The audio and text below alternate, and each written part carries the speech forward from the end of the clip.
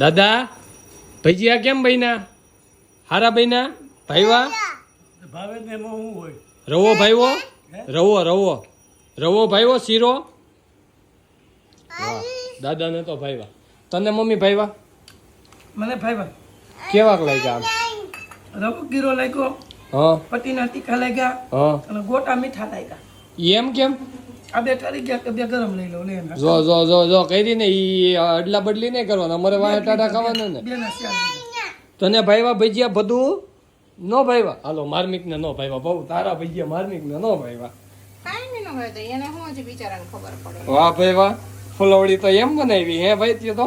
વાહ ભાઈ વાહ, એક નંબર ફુલવડી તારી તો. લોટ પૂરો થવા આવ્યો. તો આની પહેલા તે ભજીયા બનાવ્યા હતા હા.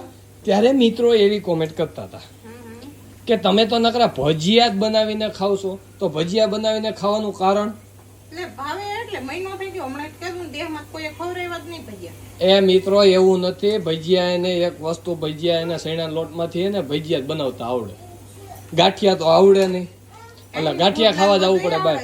હું પુડલા ને બધું આવડે છે. હા પણ ગાંઠિયા કઈ બધાને ઘેરે આવડતા હોય એવું જરૂરી નથી. પણ મેન મોનોપોલી તો ગાંઠિયા ને ભજીયા શેણા લોટ ને. પુડલા ને એ તો બધું સાઈડ ની આ વસ્તુ જાણે છે. કે ગાંઠિયા બાયુનું કામ નથી, આદમીનું કામ છે. આદમી બનાવતા હોય. હવે જવા દે.